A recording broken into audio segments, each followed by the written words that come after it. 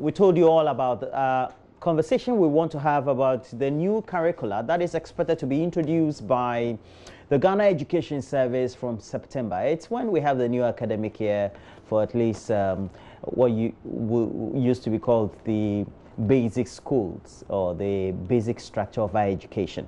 And we all know that it's made up of KG, and then you get it to upper primary 6, and then of course JHS. There have been some new reforms. There are some 7 key points that we'll be dwelling on, but of course we know that those reforms have been met with some mixed reactions over the period. We'll start the conversation with our guest this morning, but also we'll have some insights of the Director General of the Ghana Education Service also on hand for you, so that you get to know the gist of what we're about to talk about this morning. And our director will make that available. When it's ready, we'll kickstart that. But Dr. Prince Ama is in charge of the new curriculum and will be speaking to us on it, because he was the main coordinator on many of these things that have been announced that we'll be talking about. Good morning to you, Dr. Ama. Good morning. But let me just ask you the first question. When did this whole idea come about a new policy direction towards having all these changes? Well, thanks, and good morning to your cherished listeners. I mean, the process of reforming the curriculum started sometime in 2017 when a ministerial advisory committee was set up to look at our curriculum and to make recommendation for a review of the curriculum. And largely because the international best practice is that after every 5 years, a curriculum must be reviewed because of the changing nature of society. And so, given the fact that our curriculum had been in existence since 2007, following the recommendation of Anamwa Committee's report of 2001-2002, largely means that we haven't touched our curriculum comprehensively for 10 years. So that's where the process started from 2017, and it's taken almost 2 years to get just the KG and primary school out. The institution that is responsible for curriculum, now called NACA, National Council for Curriculum and Assessment, which was previously CRDD, usually used 6 months to get our curriculum reviewed from KG up to secondary school. But this has taken us almost 2 years to get just KG and primary school reviewed. So what we have now is just from KG to primary school? Yes. But ultimately, we also know that there have been some other policy direction that the government and the Ministry of Education, through the Ghana Education Service, wants to take our education. Ultimately, also, that would have impact on many of the resources of schools, etc. But we would want to just take a watch from the Director General of the Ghana Education Service as he made those announcements. We are rolling out has some key features that we want to highlight. At the KG, the number of subjects have been reduced from 7 to 4. And within the 4 subjects, we will do more in-depth teaching. At the lower and upper primary, the number of subjects remains the same. However, there will be more depth in each subject with greater emphasis on literacy and numeracy. We have also introduced what we call standard-based curriculum.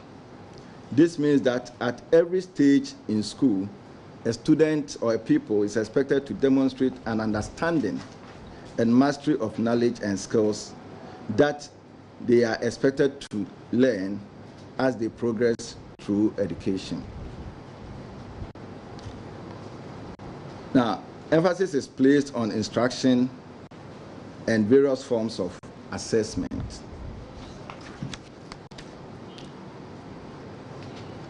There will be national assessment at P2, P4, and then P6. Now, currently, what is happening is that when a child enters school, we don't get to do any national assessment of the child from KG up to BEC.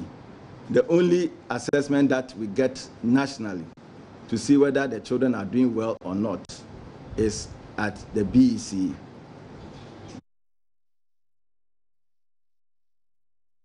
The Director General of the Ghana Education Service. And so we've had all these reforms that have now been announced. And at KG, the number of subjects will reduce from 7 to 4. What's the rationale? Well, I mean, at the KG, they are not even doing 4 subjects. What's happening there is that we have decided to integrate the curriculum. So the curriculum is more of an integrated one, where the literacy, numeracy, creative art, all of them are interwoven. So you have one curriculum and you don't have 4 subjects. So we call that learning areas. The rationale is that you want to reduce the number of what previously we call subjects, and ensure that the children are limited to very small learning areas, but very deep. Because the whole idea is that we wanted to move from what we call the breadth over depth curriculum. The children are doing so many things, but in terms of depth of knowledge, it's really shallow. So like a mile wide and an inch deep, you know. So that's the rationale for that. But ultimately, we know that Ghana and the spread of the country would also mean that currently the way we had been implementing or undertaking teaching and learning at these levels of education up to upper primary, there had been some serious issues with either facilities or learning aids or the mode of instruction, etc. How would some of these reforms, especially at the KG to or lower and upper primary level, how would these mitigate some of these things? Yeah, so I think that the whole idea is also to ensure that the children, you know, teachers teach based on activities, based on role play, you know, get involved in what we call learner-centered, you know, teaching approach, so that the child becomes the center of the learning process. Okay, and therefore this curriculum, if you go through the learning areas, the content standard, the examples that you have there, you see that they're more of activity.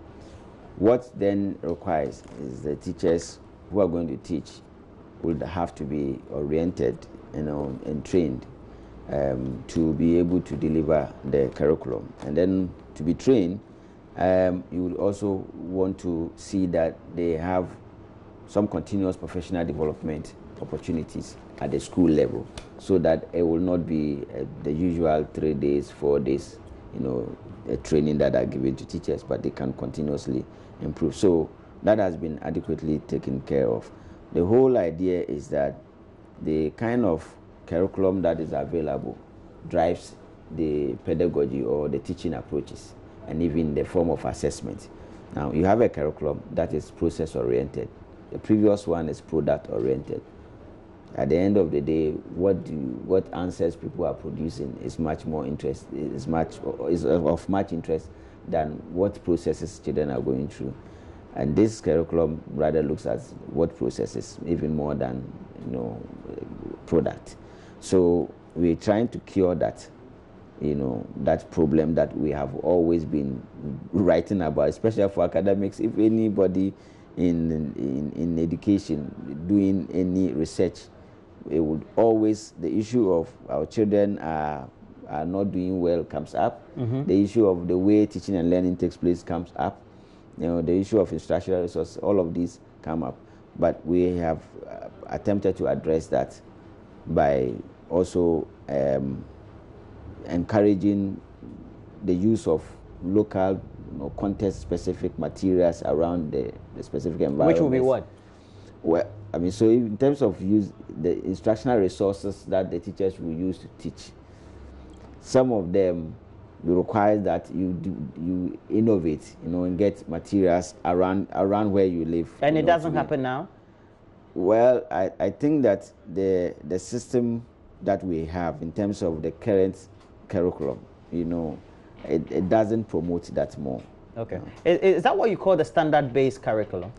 No, the distinction, the standard-based curriculum is under the assumption that there are specific learning areas that a child at a specific grade should be able to be able to understand and do.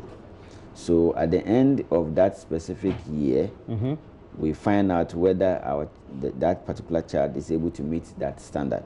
So a national standard benchmark are set, and you use that to gauge. So for example, in a year, across the country, we can tell how many of our children are meeting standard, how many are below standard, how many are above standard.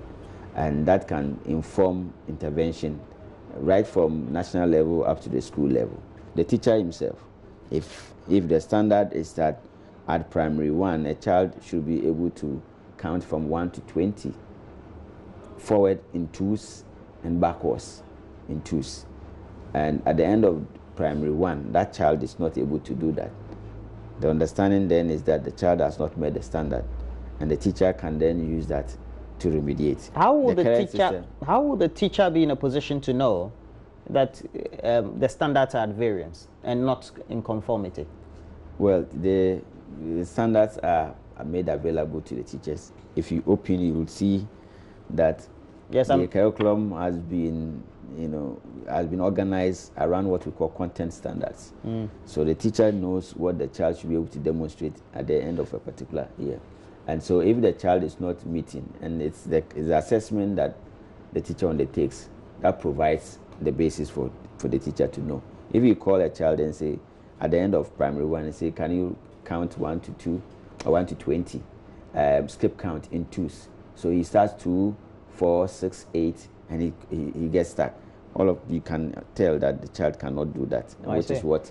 And the most important thing is about the doing. If you can't do it, then it means that. There's this emphasis you keep making on how perhaps there needs to be some improvisation. So you improvise using maybe learning aids or teaching aids within the school's environment. And here, and the media widely has been able to establish that there are schools that almost are non-existent in some communities because the children don't have the proper environment and the desks are not available. They have to lie prostrate on the floor to write or sometimes undertake some makeshift actions to be able to undertake teaching and learning. Now, where those facilities are not available, it also means that it will be impossible to be able to implement some of these benchmarks.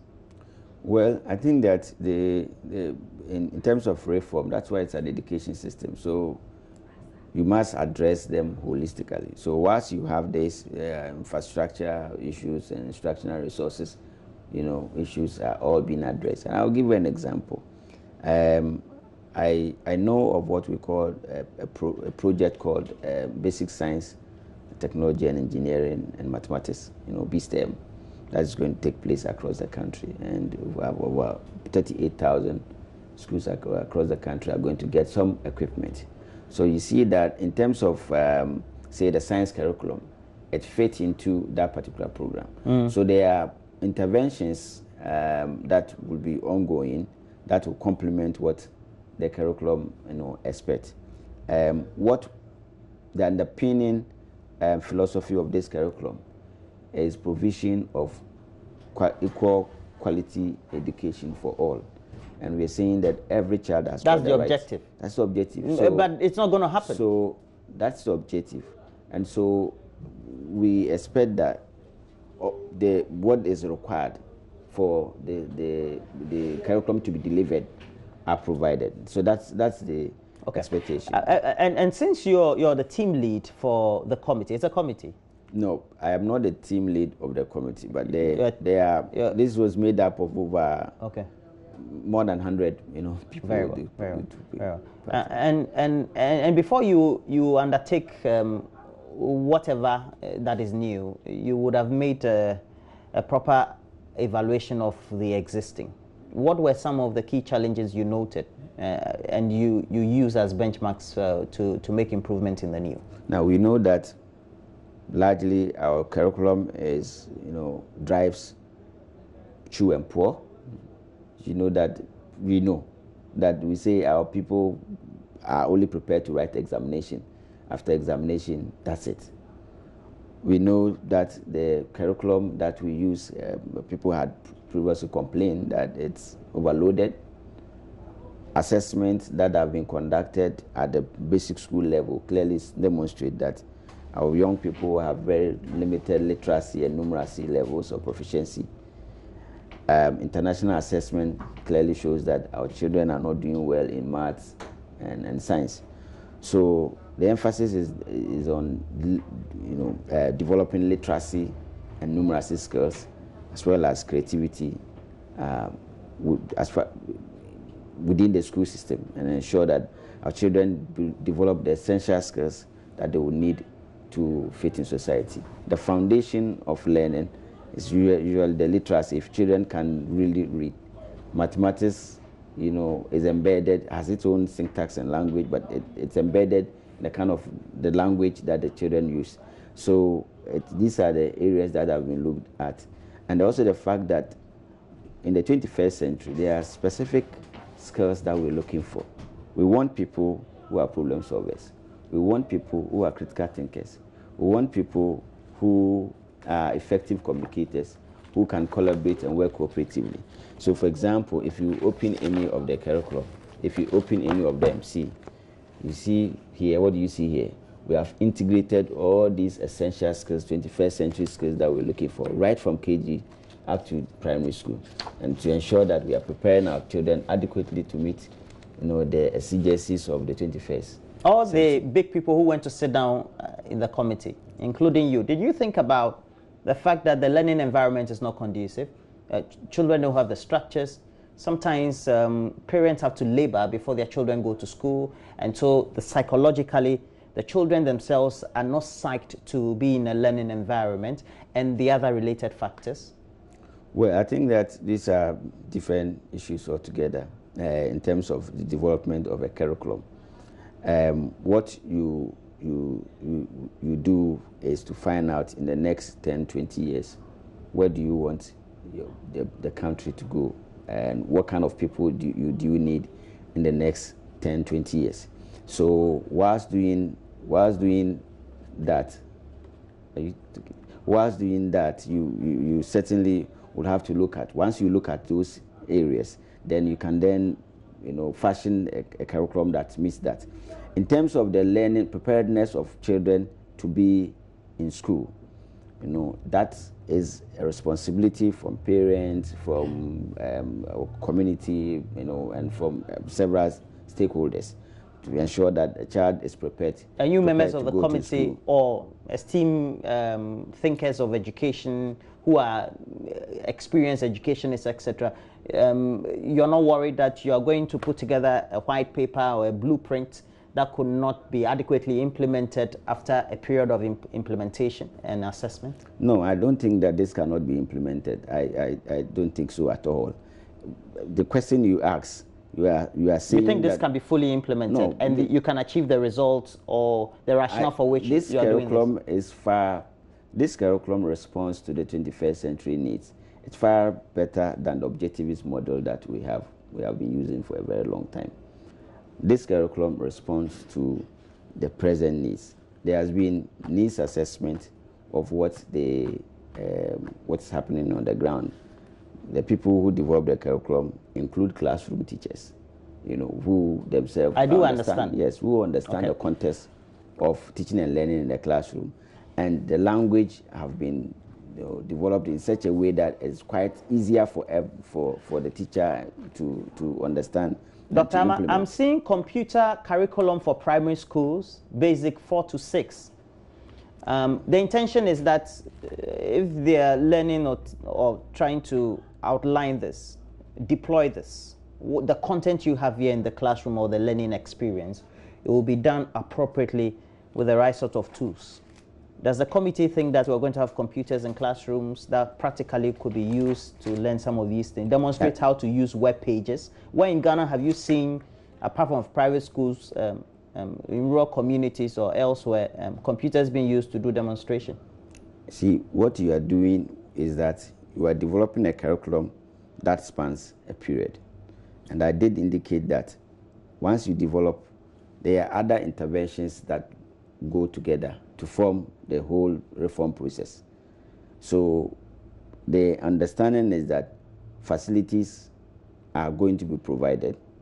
I just mentioned that there's a specific project. Over the last 10 years, have you seen the policy makers and those who govern provide the facilities across board for you to have, as a committee, the intuition that the next 10 years we're going to have these facilities to demonstrate these fine dreams you have here? I think that it will be unfortunate for us that in 10 years we will still be where we are now.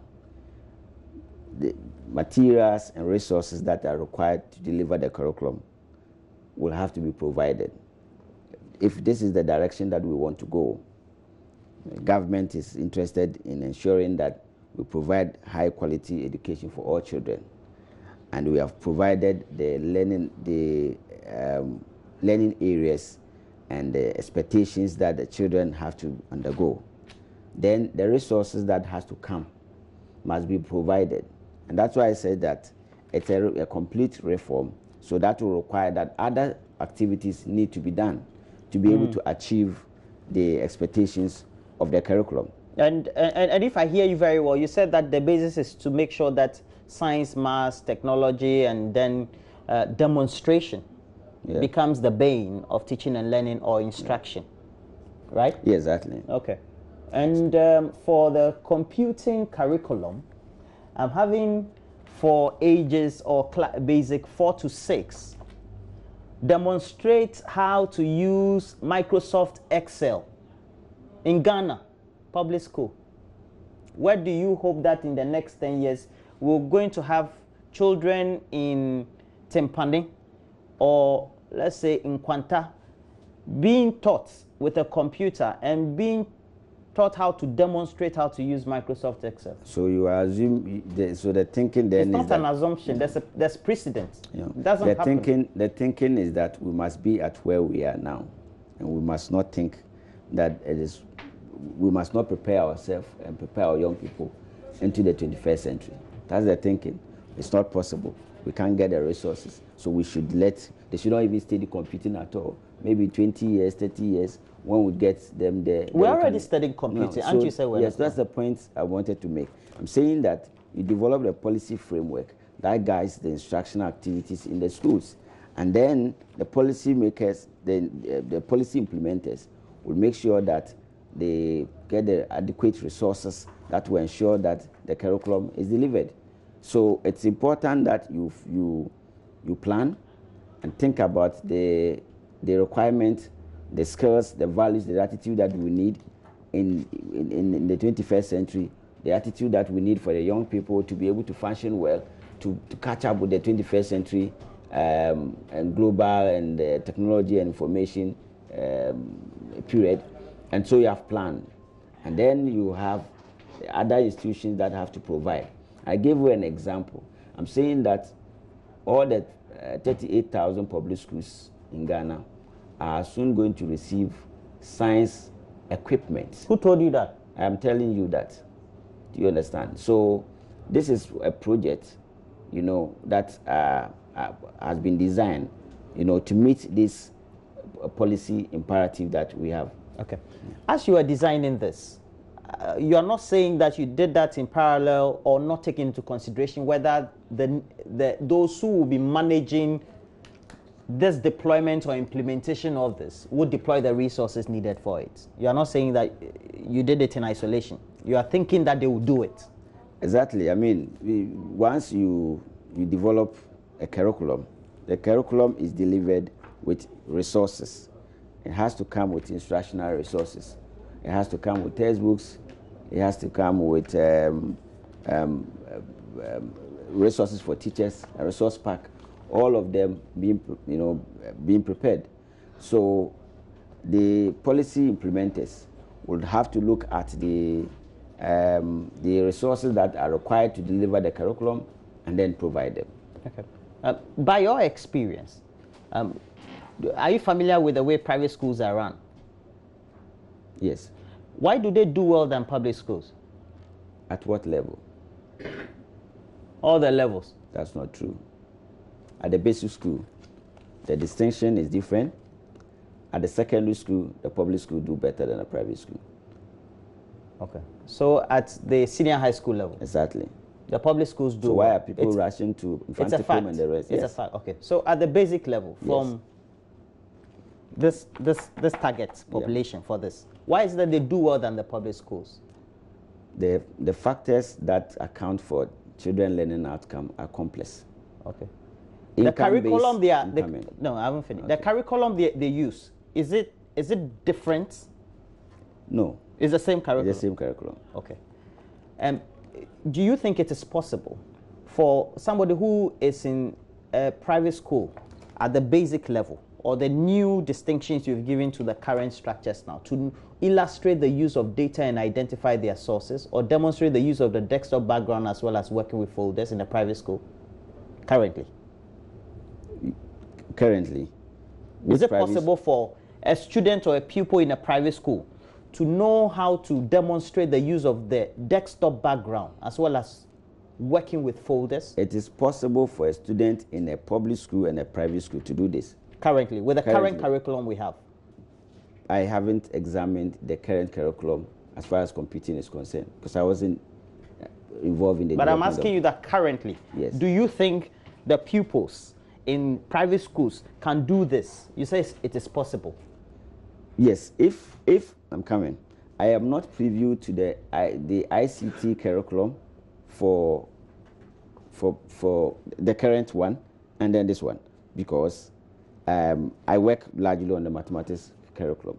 But I'm saying that if, and this is a hypothetical question you're asking me, if it is possible for somebody in private school and then also in public school to do something like this, even at this stage. Yeah. With the current curriculum, not even the new one that you have designed yet.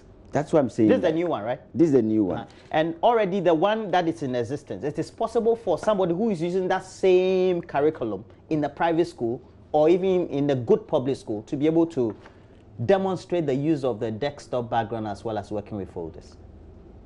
You see, unless I get the ICT curriculum to know whether this specific content standard is in there or this specific learning area is in there at that level, I don't know if you are getting me. Because you are talking about learning area.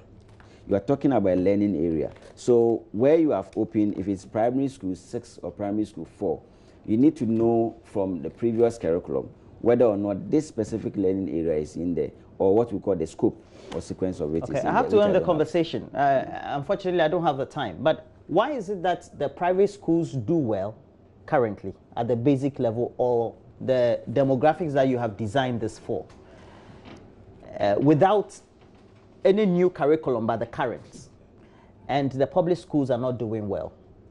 The greatest determinant of learning outcome is income-based disparities. If you conduct any research, and if you Google right now, there's extensive research. I've done quite a number of work on that. Our biggest problem in terms of disparities in learning outcome are income-based. Children from low-income background do poorly than children from high-income background. You're assuming that everybody attending private school is from high-income background. I'm making a point. Please make it. A lot of the people in the private school are relatively, and that's why the private school provision is a symptom of the disparities of income. If you go to the northern region, less than 15% of the schools there are private school. If you come to Greater Accra, 80% of the schools here are in private school. A private school provision is a symptom of inequality in the system. And in other words, you are saying that it is not a change in curriculum that is going to make the student good, but rather if there's provision of resources for them, which is linked to income. Remember I told you that there are several, the determinant of learning outcome is a complex, and I said that one of the determinants, the greatest determinant is income base.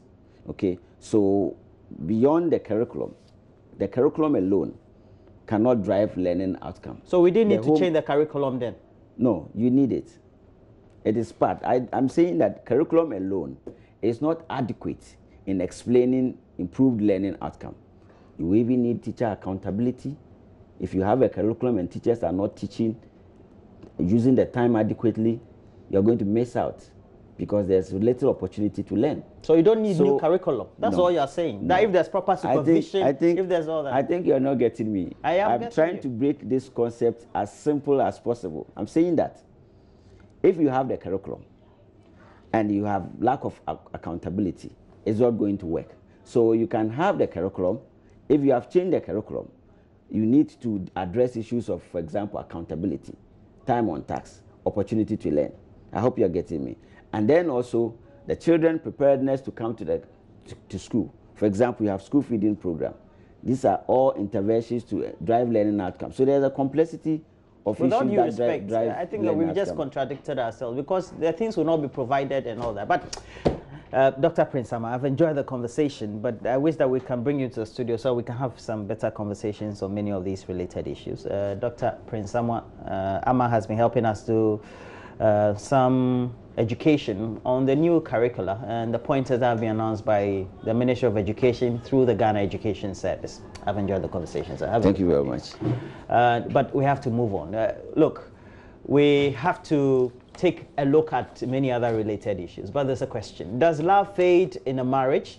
What makes emotions disconnect in marriages? So we want to find out after the break when Mamavi hosts counselors Amos Kevinana and Mama Kathy. It promises to be a great conversation.